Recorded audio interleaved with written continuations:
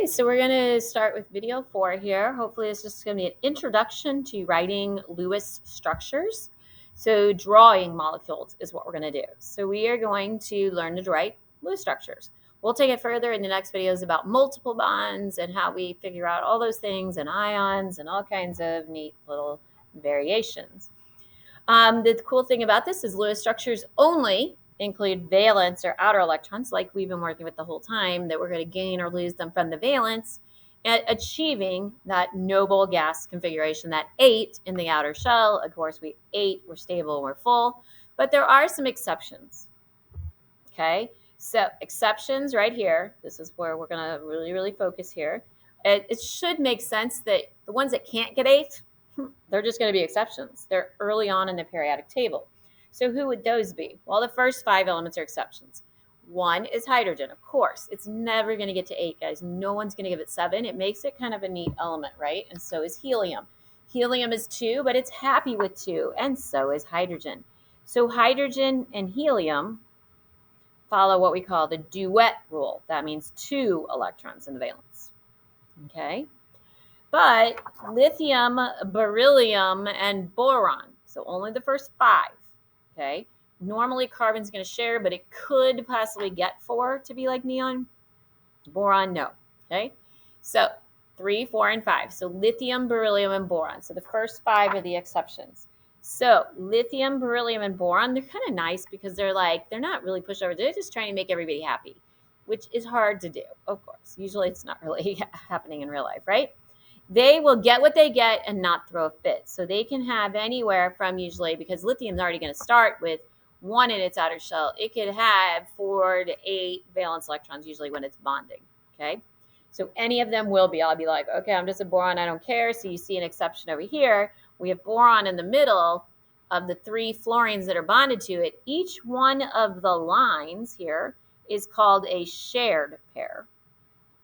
Okay, so this is what we're just getting our ideas before. A shared pair is 2 electrons that are shared, of course. So both of the boron and the fluorine get those 2 shared pairs counted in their valence.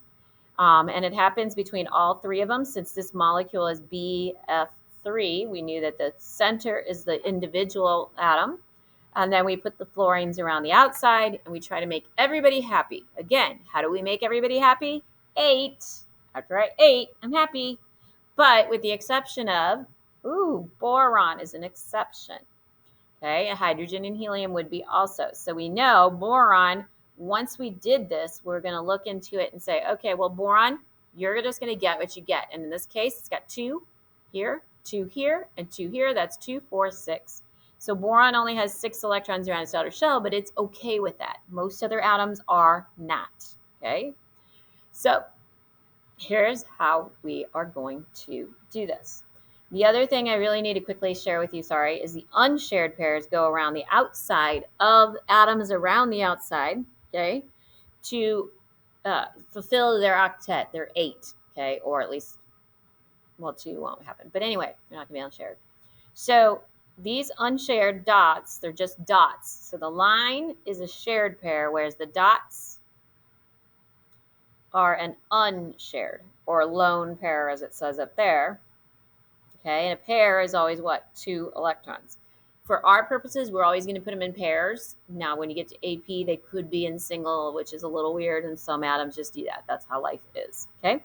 So again, if you forget, shared is represented by a line, whereas unshared are represented by dots, okay? So when we start drawing structures, all right, what are we going to do? Well, we get a substance. I'm going to draw water here. I know it's already here, but I'm going to show you how I would draw it, okay? H2O. So what are we going to do? We're going to look and count the valence of all electrons. Now, I do have a cartoon for this that I'm going to hand out later that's kind of goofy, but at least it says, hey, I got to count first, okay? I got to know, how many electrons do I have? You got to count on it first, okay? So we have 1 electron for each hydrogen. How do I know that? Well, we've learned valence electrons, haven't we? That there's 1 in every hydrogen because it's an S1, all right? And these all alkali metals have 1. All alkaline earth metals have 2. We skip the transitions. We go 3 for boron. Carbon family has 4, nitrogen 5, oxygen 6. fluorine and halogens 7, and 8, of course, for the nobles. That's why everyone wants to be like them. You can also count backwards: 8, 7, 6, 5, 4, 3 valence electrons, 2 and 1. Okay, so we don't really have to work that hard. So hydrogen is 1, but we got 2 of them. Okay, so that is 2 total. Plus, we only have the 1 oxygen. Oxygen is 8, 7, 6. All of the chalcogens have 6 electrons in their shell. We only have 1 of them, right? You don't have to write the 1. I'm just doing it the first time for you. 6 plus 2 is 8 total electrons. So we need to total the electrons first. So totally, be a Valley Girl or whatever, totally, add up those electrons first. All right, now we're going to go ahead and make the structure happy with only using 8 electrons in this case. You can have high numbers like 32, 36, whatever, okay, depending on how many atoms are going together. The oxygen goes in the middle. Now, this is an exception, so I started with it because it's the single atom here, goes in the middle. And then, of course, I have 2 hydrogens. They must, guys, they must. You have to bond at least the elements that have to be in the structure to that center, okay? So we're going to now make everybody happy. Okay, so we're just going to finish here today. Now, this is 2, and this is 2, so that's 4 around this oxygen, and we need 6 and 8. So now I put the unshared pairs because they're going to go just the oxygen, 2, 4, 6, 8. Oxygen is happy. And what about these hydrogens? Hydrogens, remember, are an exception to the rule, so they only need the 2. So they've already got 2 each, so they're happy, both of them, so everybody's happy. So there is my molecule.